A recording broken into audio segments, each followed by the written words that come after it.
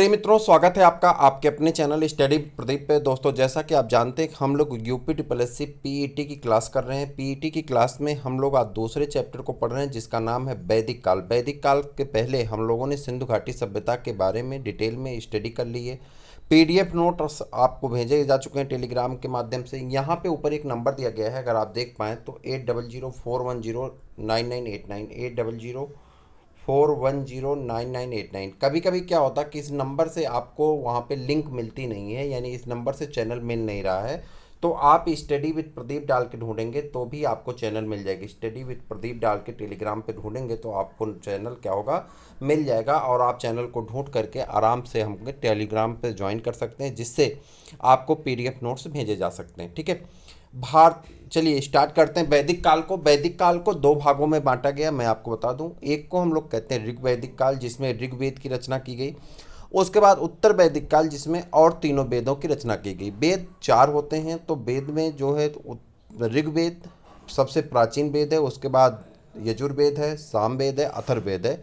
सबसे नवीन वेद जब आपसे पूछा जाता है तो आप कहेंगे अथर्ववेद है। ठीक है, तो यहाँ पे बात थी कि ऋग्वेद को अलग कर दिया गया और उन सबको, तीनों वेद को, यजुर्वेद, सामवेद, अथर्ववेद, इन तीनों को कहाँ पर रखा गया था, उत्तर वैदिक काल में। तो आज हम लोग सिर्फ ऋग्वेद के बारे में पढ़ेंगे, ऋग्वेद के बारे में पूरी चर्चा करेंगे।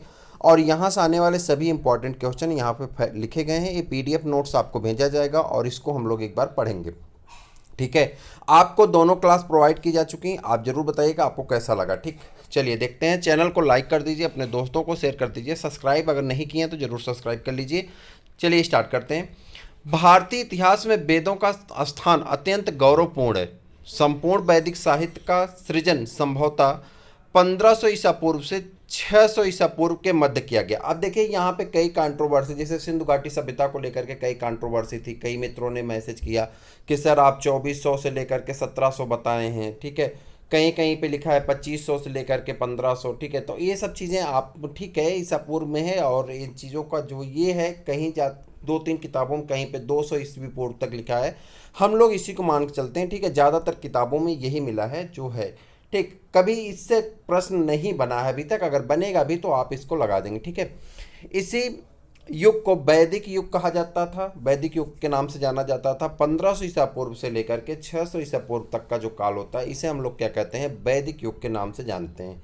वेदों की संख्या 4 होती है। ये देखिए टाइपिंग मिस्टेक है यहाँ पे। वेदों की संख्या कितनी होती है, 4 होती है, जिनके नाम निम्नलिखित हैं। 4 वेद पाए जाते हैं जिनके नाम यहाँ पे लिखे गए हैं। यजुर्वेद, ऋग्वेद, यजुर्वेद, सामवेद, अथर्ववेद। कितने हैं, 4 हैं। तो ऋग्वेद को आज हम लोग पढ़ने वाले हैं, और इन तीनों को कहाँ रखा गया, उत्तर वैदिक काल में। तो उत्तर वैदिक काल का दूसरा पीडीएफ आपको दिया जाएगा। इसमें आज हम लोग जो चर्चा करने वाले हैं, किस पे करने वाले हैं, ऋग्वेद के ऊपर चर्चा करने वाले हैं। ठीक है, ऋग्वेद से आने वाले अभी तक के सारे इंपॉर्टेंट प्रश्न, या जो भी ऋग्वेद से इंपॉर्टेंट प्रश्न बन सकते हैं, उन सभी को यहाँ पे लिखा गया है, और एक एक करके पॉइंट के रूप में आपको हम बताते चलेंगे।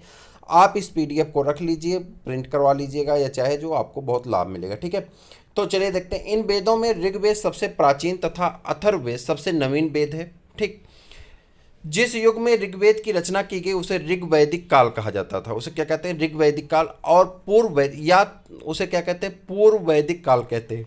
कह रहा है कि जिन समय में किसकी रचना की गई, ऋग्वेद की रचना की गई, उसे ऋग्वैदिक काल, या उसे क्या कहते हैं, पूर्व वैदिक काल कहते हैं। क्या कहते हैं, पूर्व वैदिक काल कहते हैं। और जो इसका कालखंड माना जाता है, वो कालखंड कितना होता है, 1500 ईसा पूर्व से लेकर के 1500 ईसा पूर्व से लेकर के 1000 ईसा पूर्व तक का जो कालखंड होता है, वो ऋग्वैदिक काल का कालखंड माना जाता है। फिर से देखते हैं एक बार। कह रहा है वेदों की संख्या 4 होती है। 4 वेद जो हमारे होते हैं, उसमें सबसे पुराना जो सबसे प्राचीन वेद है उसे हम क्या कहते हैं, ऋग्वेद कहते हैं। फिर उसके बाद दूसरे नंबर पर यजुर्वेद आता है, फिर अथर्ववेद आता है, सामवेद आता है, और सबसे लास्ट में कौन आता है, अथर्ववेद आता है, जिसमें ऋग्वेद सबसे प्राचीन है और अथर्ववेद सबसे नवीन वेद है। ठीक है, जिसमें आपको ये बता दें कि जब जिस काल में ऋग्वेद की रचना की गई, उस काल को ऋग्वैदिक काल कहते हैं, या इसे पूर्व वैदिक काल भी कहा जाता था। क्या कहा जाता था, पूर्व वैदिक काल कहा जाता था, जिसका समय काल है 1500 ईस्वी पूर्व से लेकर के 1000 ईस्वी पूर्व तक। मुझे उम्मीद है कि आप इस बात को समझ गए होंगे। ठीक है, शेष तीनों वेदों की रचना काल उत्तर वैदिक काल कहलाता है, और बाकी जो 3 वेद हैं उनके रचना काल को क्या कहते हैं, उत्तर वैदिक काल कहा जाता है। क्या कहते हैं, उत्तर वैदिक काल कहा जाता है। तो फिर से एक बार ध्यान से सुनिए मेरी बात को। कह रहा वेदों की संख्या 4 है। 4 वेदों को हमने क्या काम किया है, 2 सेक्शन में बांट दिया है। ऋग्वेद को अलग कर दिया, बाकी 3 वेद को, यजुर्वेद, सामवेद, अथर्ववेद, इन तीनों को अलग कर दिया। क्लियर है। जो ऋग्वैदिक काल, ऋग्वेद की रचना जब की गई उस युग को क्या कहते हैं, ऋग्वैदिक काल कहते हैं। ऋग्वैदिक काल का जो समय पीरियड है, जो टाइम है, जो काल है, जो कालखंड है, जो भी आप कह लें, वह क्या है, 1500 ईस्वी पूर्व से लेकर के 1000 ईस्वी पूर्व तक है। क्लियर है।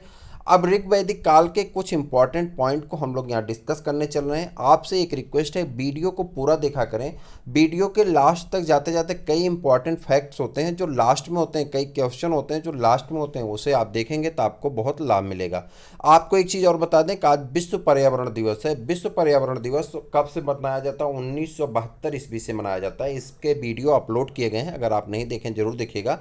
1972 से लगातार विश्व पर्यावरण दिवस मनाया जाता है। 5 जून को विश्व पर्यावरण दिवस मनाया जाता है, जिसके लिए 2020 की थीम क्या है, 2021 की थीम क्या है और 2019 की थीम क्या है। तो इस चीज़ों पे आप थोड़ा सा फोकस कर लीजिएगा, जिससे आने वाले दिनों में आपके पेपर में ये सब लाभ देंगे। ठीक है। इसी को हम लोग जीए कहते हैं, जनरल अवेयरनेस कहते हैं। जो डेट चल रही है, जो समय चल रहा है, जो पीरियड चल रहा है, उसमें घटने वाली घटनाओं के बारे में हमें जानकारी होनी चाहिए। तो 1972 में पहली बार मनाया गया था, क्या मनाया गया था पहली बार, विश्व पर्यावरण दिवस, जिसमें भारत की तरफ से उस समय इंदिरा गांधी जी ने पार्टिसिपेट किया था, गई थी इंदिरा गांधी जी। और इस समय 2021 की थीम क्या है, 20 की थीम क्या है और 19 की थीम क्या है, इसे आपको इन सारी चीज़ों को याद करना है। हमने जो वीडियो अपलोड किया है उस वीडियो में आप देख लेंगे, सारी चीज़ों को दिया गया है, सब चीज़ों को क्रम वाइज हमने आपको बता दिया। तो आप जरूर देख लीजिएगा विश्व पर्यावरण दिवस वाला वीडियो, वर्ल्ड इन्वायरमेंट डे वाला, आपको बहुत लाभ मिलेगा। इसमें से एक क्वेश्चन आपको जरूर एग्जाम में मिलने वाला है। ठीक है। कोई भी एग्जाम होगा उसमें आपसे प्रश्न पूछा जाता है तो लाभ देगा। चूँकि इस बार पर्यावरण को लेकर के सरकार बहुत सजग है, तो ऑक्सीजन लेवल घटने से, ऑक्सीजन का इन्वायरमेंट में कम होने से पर्यावरण पे ज़्यादा फोकस है, तो प्रश्न पूछा जा सकता है। ठीक है। चलिए, और कम्युनिटी पे डेली एक क्वेश्चन पूछे जाते हैं। तो कम्युनिटी का क्वेश्चन यदि आपको आता हो तो आप ज़रूर कमेंट करके बताया करिए कि आप कम्युनिटी के क्वेश्चन आपको कैसे लग रहे हैं, उस क्वेश्चन के बारे में बताया करिए। 2 दिन से लगातार क्वेश्चन डाले जा रहे हैं, आपकी संख्या बहुत कम है, लेकिन लगातार वो श्रृंखला आगे बढ़ेगी। आपसे कोई ना कोई प्रश्न प्रत्येक दिन पूछा जाता है, उसे आप ज़रूर बताया करिए, वो आपके लिए बहुत लाभदायक होगा। ठीक है। अब चलते हैं यहाँ पे ऋग्वैदिक काल पढ़ते हैं। ऋग्वैदिक काल में आ जाएं। आर्यों का सबसे प्राचीन ग्रंथ जो है वो क्या है, ऋग्वेद है। आर्य जो थे वही लोग यहाँ के निवासी थे, माना जाता है। मैक्स मूलर ने माना कि आर्य ही भारत के निवासी थे। तो उनका जो सबसे प्राचीन ग्रंथ है, वो प्राचीन ग्रंथ क्या है, ऋग्वेद। क्या है, ऋग्वेद है। ऋग्वेद में कुल जो सूक्त हैं, वो सूक्तों की संख्या कितना, 1017 सूक्तों की संख्या है। लेकिन अगर बालखिल सूत्रों को भी जोड़ दें सूक्तों को, तो कितने हो जाते हैं, 1028। तो ये प्रश्न कभी पूछा नहीं गया है, फिर भी आप जान लें कि ऋग्वेद में जो सूक्तों की संख्या है, सूक्तों मतलब सूत्र मान लेते हैं, कितना है, 1017। अगर बालखिल सूत्रों को भी जोड़ दें तो कितनी संख्या हो जाती है, 1028 हो जाती है। यानी 11 बालखिल सूत्र हैं। ठीक। ऋग्वेद में कितने मंडल हैं, ये प्रश्न कई बार पूछा गया। ऋग्वेद में कितने मंडल हैं, 10 मंडल हैं। कितने मंडल हैं, 10 मंडल। मंडल मतलब अध्याय कह सकते हैं। तो कितने अध्याय हैं, 10 अध्याय हैं। ठीक है। ऋग्वेद में कितने अध्याय हैं, 10 अध्याय हैं। आप हमको बताइएगा, कमेंट करके नीचे बताइए कि रामचरितमानस में, रामचरितमानस आप जानते हैं किस भाषा में लिखा गया था, गोस्वामी तुलसीदास के द्वारा लिखा गया है। किस भाषा में लिखा गया, तो अवधी में लिखा गया है। तो रामचरितमानस में कुल कितने कांड हैं, ठीक है, कितने कांड हैं। आप कहते हैं ना कि कोई कांड हो गया, कांड आप बुरी बात नहीं, कांड करना अच्छी बात है, कांड किया करिए। कांड मतलब होता है अध्याय, आपके जीवन से जुड़ा हुआ एक अध्याय जो होता है वही कांड कहलाता है। ठीक है। तो आप अपने जीवन में कोई ना कोई कांड करते रहते हैं। तो आपको बताना है कि रामचरितमानस में जिसकी रचना किसने की थी, गोस्वामी तुलसीदास ने की थी। किस भाषा में रचना की गई, अवधी भाषा में की गई है। आपको बताना है कि रामचरितमानस में कुल कितने कांड हैं, नीचे कमेंट करके बताइएगा। आपके कमेंट का हमें इंतजार है। जिन लोगों को याद होगा क्रम से उनके नाम भी लिख दीजिएगा, लेकिन अगर नहीं याद है तो कम से कम संख्या जरूर बताइएगा कि कितने कांड हैं रामचरितमानस में। ठीक है। चलिए, ऋग्वेद में कितने मंडल हैं? मंडल को हम लोग अध्याय कह सकते हैं, कांड कह सकते हैं। कितने मंडल हैं? तो 10 मंडल हैं। कितने मंडल हैं? 10 मंडल हैं। ठीक है। आर्य जो, जिनकी अभी हम लोग बात कर रहे हैं, आर्य जो भारत के निवासी थे, मैक्स मूलर ने इन्हें भारत का मध्य निवासी माना था। तो आर्य की जो सभ्यता थी वो कैसी थी? ग्रामीण सभ्यता थी। जबकि सिंधु घाटी सभ्यता जब हम लोग पढ़ रहे थे तो कैसी सभ्यता थी? शहरी सभ्यता थी। सिंधु घाटी सभ्यता कैसी थी? शहरी थी। लेकिन आर्य सभ्यता कैसी थी? ग्रामीण सभ्यता थी। और यहाँ पे जो भाषा थी वो भाषा कैसी थी? संस्कृत थी। यही कारण था कि उत्तर वैदिक काल के बाद, ये तो ऋग्वेद चल रहा है, ऋग्वेद से लेकर के उत्तर वैदिक काल तक संस्कृत पूरा प्रश्रय कर ली, पूरा फैल गई। संस्कृत के फैलने के बाद क्या हुआ कि अब वहाँ पे वही लोग सक्सेस हो सकते थे जो संस्कृत में कम्युनिकेशन करें, संस्कृत में बात करें, संस्कृत के लोग। तो हुआ क्या कि जो विद्वान लोग थे, जिन्हें ब्राह्मण कहा जाता था, उस समय पंडित कहा जाता था, तो उस समय के जो विद्वान लोग थे वो विद्वान लोगों को छोड़ करके जो और लोग थे, जो पढ़े लिखे नहीं थे, शिक्षित नहीं थे, विद्वान नहीं थे, वो अलग होते गए। और बाद में कई धर्म आए जिसमें पाली प्राकृतिक यानी जो यहाँ की मूल भाषा थी उस भाषा में, जिससे उत्थान हुआ बौद्ध धर्म का, जैन धर्म का। और आप जानते हैं कि हमने चीन को क्या दिया? बुद्ध दिया। और चीन हमको क्या देता है? युद्ध देता है। चीनियों को ये नहीं पता चीनी को हम पानी में घोल के पी जाएं, लेकिन वो चीनी जो है, चाऊ माऊ जो हैं, और आए दिन युद्ध की धमकी देते हैं। अशुद्ध माने जाते थे, चीन कोई जाता था तो अशुद्ध हो जाता था। तो चीन को हमने बुद्ध दिया है और वो हमको क्या दिए? युद्ध। बौद्ध जीवन आपको पढ़ना है, हम आपको पढ़ाएंगे बौद्ध जीवन, आपको बहुत अच्छे से याद हो जाएगा। पूरी कहानी को, बुद्ध की पूरी कहानी पढ़ेंगे तब याद हो जाएगा। आपने बचपन में शायद एक कविता में पढ़ा भी होगा महात्मा बुद्ध को, तो फिर पढ़ेंगे हम लोग। ठीक है। मैं कह एक कहानी, एक राजा था एक रानी, याद पर है कहानी? तो मैं कह एक कहानी, आपने पोयम पढ़ी होगी, तो वो पोयम पढ़ेंगे हम लोग, फिर आएगा हम लोग जब बौद्ध की जीवनी पढ़ेंगे, सिलेबस में दिया गया है, तो वहाँ से लाभ मिलेगा। ठीक है। बात यहाँ पे सिर्फ इतनी थी कि जो आर्य थे उनकी भाषा कैसी थी? संस्कृत थी। ठीक है। कैसी भाषा थी? संस्कृत थी। याद रखिएगा, प्रश्न यहीं से आपके सही होंगे। आर्य समाज कैसा था? पितृ प्रधान था। जबकि सिंधु सभ्यता में समाज कैसा था? मात्र सत्तात्मक थी। अब पितृ प्रधान में क्या होता है? पिता की प्रधानता होती। पिता मतलब जैसे मान लेते हैं कि जो पुरुष होगा उसकी प्रधानता होगी, जो महिला होगी वो मालिक नहीं होगी घर की। और जब पिता की मौत हो जाती थी, जो ज्येष्ठ पुत्र होता था, ज्येष्ठ मतलब होता बड़ा, जो ज्येष्ठ पुत्र होता था वो घर का मालिक बनता था, मुखिया बनता था। ठीक है। तो ज्येष्ठ पुत्र में चला जाता था, तो ज्येष्ठ पुत्र भी किसी न किसी का बाप होगा, तो पितृ प्रधान सत्ता कही जाती थी। माता की सत्ता नहीं थी। कैसी थी? पितृ प्रधान थी। जबकि सिंधु घाटी सभ्यता आप पढ़ चुके हैं, सिंधु घाटी सभ्यता में किसकी प्रधानता थी? मातृ सत्तात्मक प्रधानता थी, माता की प्रधानता थी, जिसमें भूमि को क्या कहा जाता था? माता की पूजा करते थे, मातृ सत्तात्मक पूजा। लेकिन यहाँ पे क्या है? पितृ सत्तात्मक प्रधानता है। तो अंतर देखिए कि सिंधु सभ्यता में कैसी थी? सिंधु सभ्यता शहरी थी। ये वैदिक सभ्यता कैसी हो गई? ग्रामीण हो गई। ठीक। भाषा इनकी वैदिक सभ्यता की संस्कृत हो गई। और सिंधु सभ्यता कैसी थी? वो मातृ सत्तात्मक थी। जबकि वैदिक सभ्यता कैसी हो गई? पितृ सत्तात्मक। ठीक है। आगे बढ़ जाएं। आर्यों ने अपनी प्रशासनिक इकाई को 5 भागों में बांट रखा था। आज हम लोगों को पढ़ना है पंचायत, हमारे सिलेबस में दिया गया है, संविधान वाले सिलेबस में आप पढ़ेंगे तो उसमें पंचायत। मैं आपसे एक बात बता दूं, या आप सिलेबस पूरा याद कर डालिए, मेरी बात मानिए। बहुत लोग यहाँ पे ऐसे होंगे जो कई बार से पेपर दिए होंगे, कई बार तैयारी किए होंगे, अलग अलग परीक्षा दिए होंगे। कुछ लोग ऐसे भी होंगे जो हो सकता है कहीं सिलेक्ट हों और वो चाह रहे हो कहीं अच्छी नौकरी, जैसे लोअर पीसीएस वगैरह में हमारा सिलेक्शन हो जाए, इसलिए पेट की तैयारी कर रहे हैं। तो मैं आपसे एक बात बता दूं कि आप सिलेबस को अच्छी तरह से याद कर जाएं, आप अन्यथा ना लें। मैं आपको सजेस्ट नहीं कर रहा हूं, बस आपको बताने का प्रयास कर रहा हूं और समझाने का प्रयास कर रहा हूं। जब आप सिलेबस याद कर लेंगे ना, तो आप कहीं बैठे होंगे तो आपके दिमाग में चल रहा होगा। जैसे आप देखिए यहाँ पे एक प्रश्न आया कि प्रशासनिक इकाइयों को कितने भागों में बांटा गया था? 5 भागों में।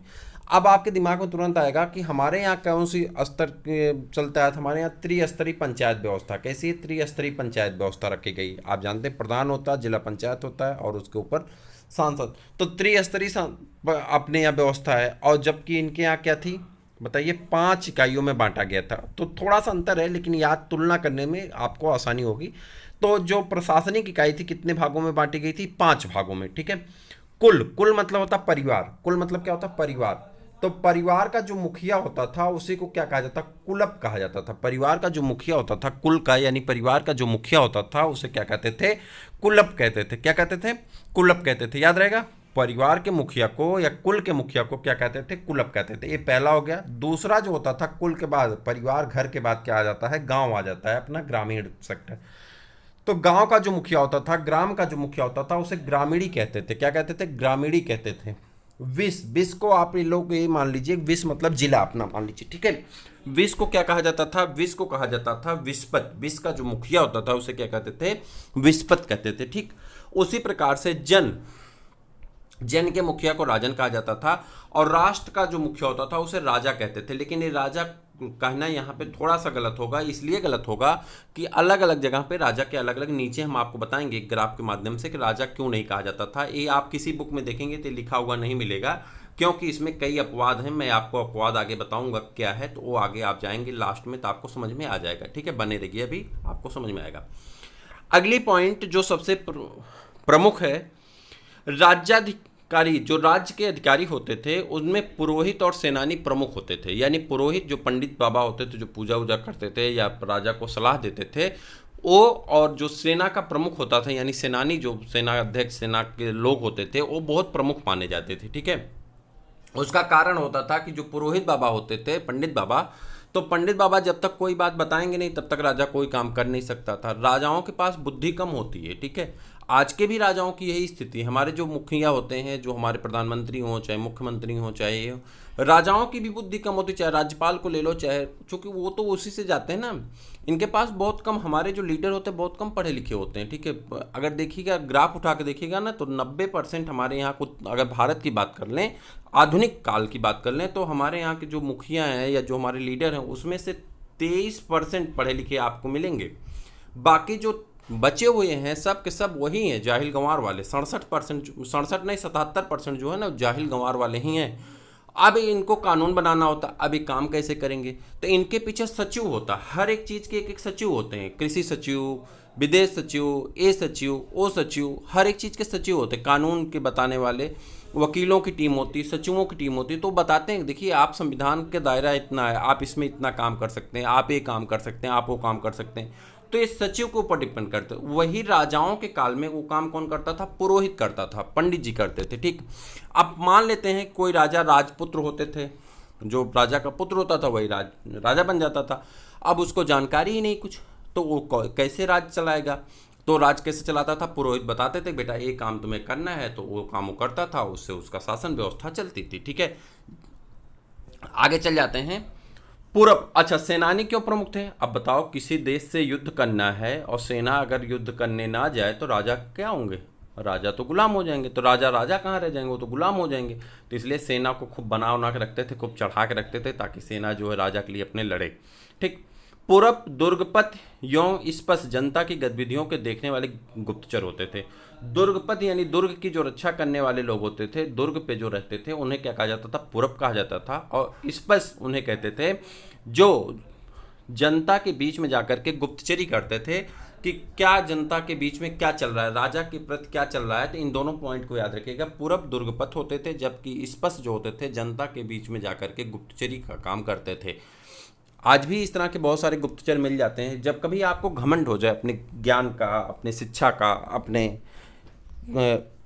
नॉलेज का, तो आप चाय की दुकान पर चले जाइए और वहाँ जाकर के किसी मुद्दे को छेड़ दीजिए।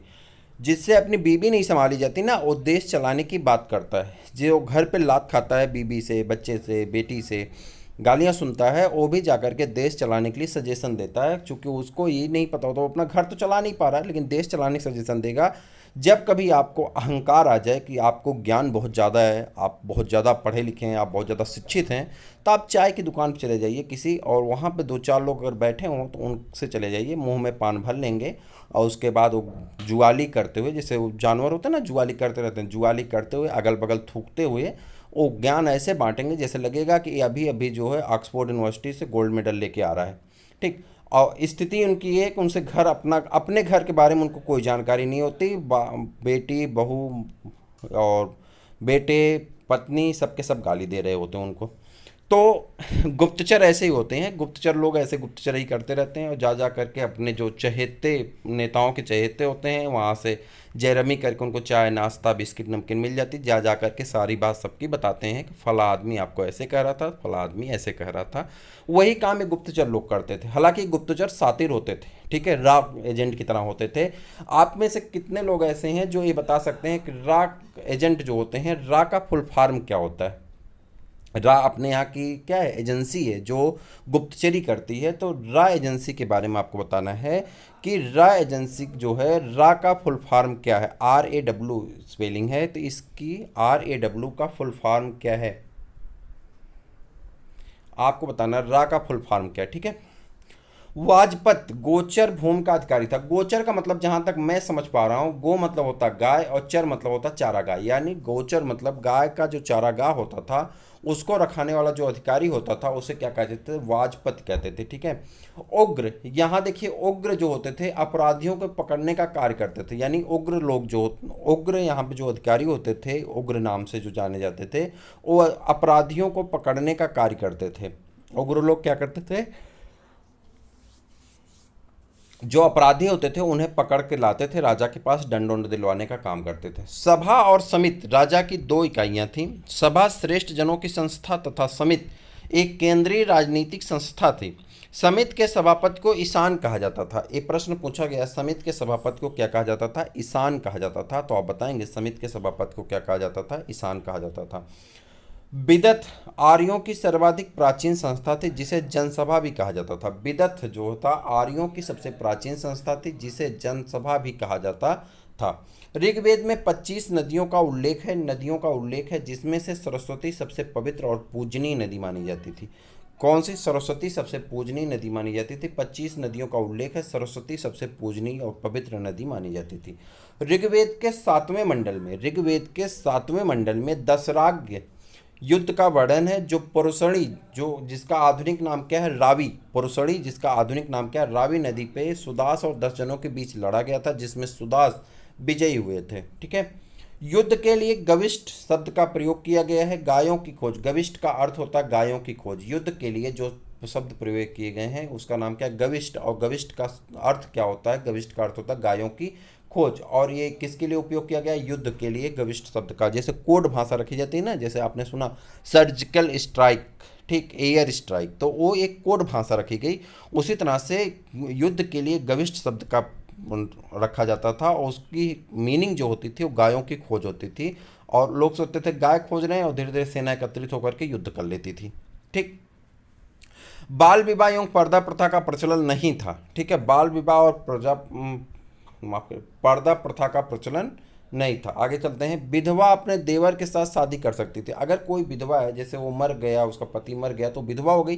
तो जब वो विधवा हो गई, अच्छा, जिसकी पत्नी मर जाती है उस पति को क्या कहते हैं? जिसकी पत्नी मर जाती है तो उस पति को क्या कहते हैं? जिसकी पत्नी मर गई हो उस पति को क्या कहते हैं? विदुर कहते हैं। क्या कहते हैं? विदुर कहते हैं। हिंदी भी है, याद रखिएगा, क्या कहते हैं? विदुर कहते हैं। और जब पति मर जाता है तो पत्नी को कहते हैं? विधवा कहते हैं, ठीक है। तो कह रहा है विधवा अपने देवर यानी पति के छोटे भाई जिसे देवर कहते हैं के साथ शादी कर सकती थी, जिसे नियोग नाम से जाना जाता है। क्या जाना जाता है? नियोग कहा जाता था। जब कोई विधवा अपने मतलब देवर से शादी करती थी तो उसे क्या कहा जाता था? नियोग कहा जाता था। आर्यों का जो सबसे प्रिय रस था जिसे वो लोग लेते थे उसे क्या कहते थे? सोमरस। सोमरस किससे बनता था? वनस्पति से। सोमरस किससे बनता था?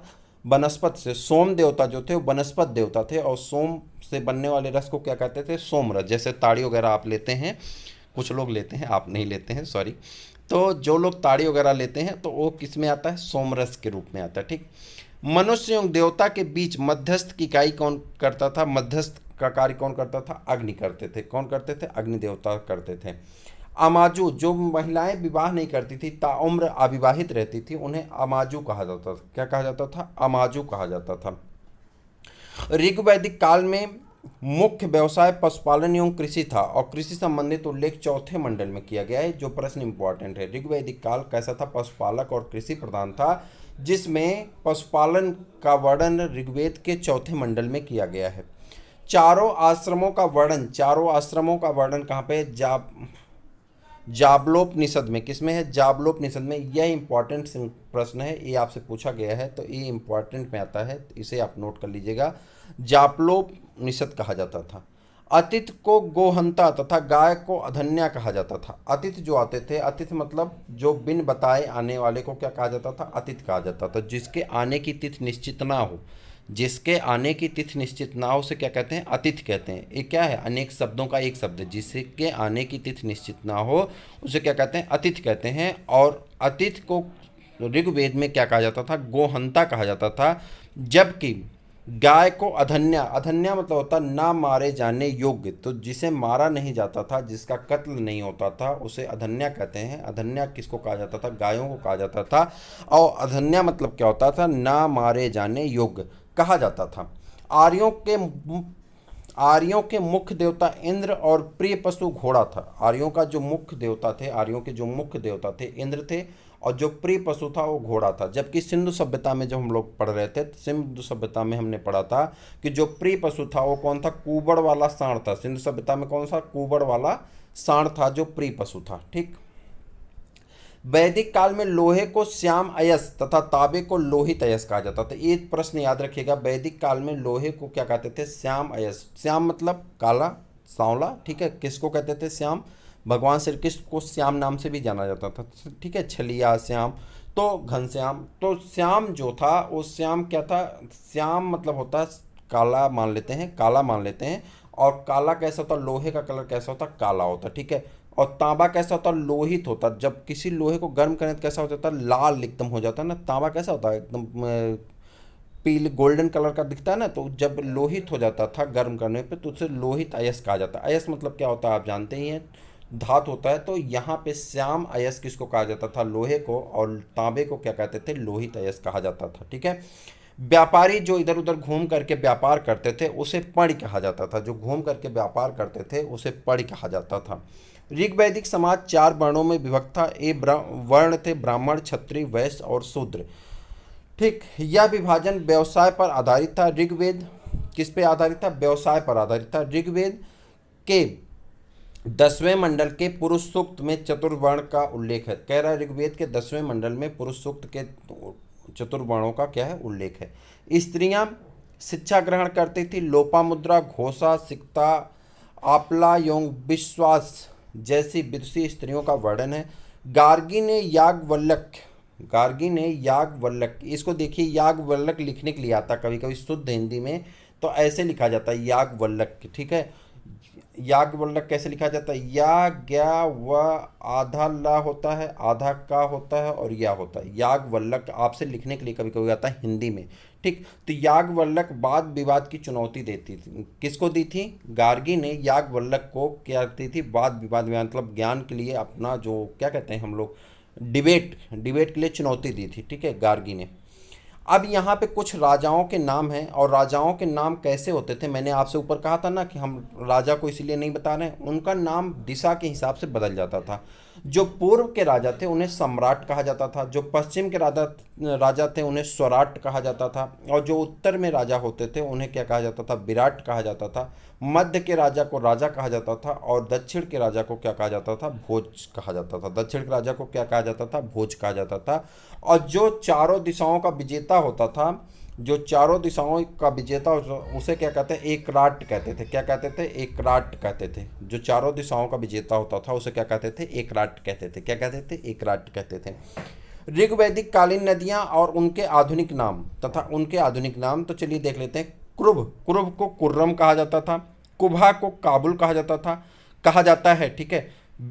वितस्ता को झेलम नदी कहा जाता। आस्किनी को चेनाब नदी कहा जाता। पुरुषणी को रावी नदी कहा जाता था। शत्रुत को सतलज नदी कहा जाता है। विपाशा को ब्यास, सदानीरा को गंडक, दृश्यद्वती को घग्गर, गोमती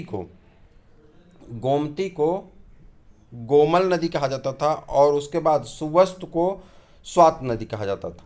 कुछ दर्शन है और उनके प्रवर्तक हैं। चारवाक के चारवाक हैं, योग के पतंजलि हैं, सांख्य के कपिल मुनि हैं, न्याय के गौतम ऋषि हैं, पूर्व मीमांसा जैमिनी, उत्तर मीमांसा वादरायण, और वैशेषिक को कड़ा या उल्लूक। मुझे उम्मीद है कि यह वीडियो आपको पसंद आया होगा। यदि पसंद आया तो अपने दोस्तों को भी शेयर करिए। चैनल को सब्सक्राइब करिए और इस नंबर से टेलीग्राम पे या स्टडी विद प्रदीप नाम के टेलीग्राम पे हमको सर्च करिए। हम आपके साथ स्टडी विद प्रदीप डाल करके आप सर्च करेंगे तो हम मिल जाएंगे। तो जैसे आप वहाँ पे सर्च करिएगा तो हम मिलेंगे। कई लोगों का एक कंप्लेन आई है कि हमको मिल नहीं रहा है, तो आप स्टडी विद प्रदीप डालिए, ये है आपको डालना है स्टडी विथ प्रदीप। और जैसे आप स्टडी विथ प्रदीप डालेंगे तो आपको क्या होगा, चैनल मिल जाएगा और चैनल पे आप सब्सक्राइब कर लेंगे। सब्सक्राइब करने के बाद आपको सारी चीज़ें वहाँ पे मिल जाएंगी, पीडीएफ नोट्स वगैरह सब कुछ आपको प्रोवाइड करा दिया जाएगा। उम्मीद करता हूँ कि आप जहाँ होंगे मस्त होंगे। फिर मिलेंगे किसी और वीडियो में, तब तक के लिए इजाज़त दीजिए। जय हिंद।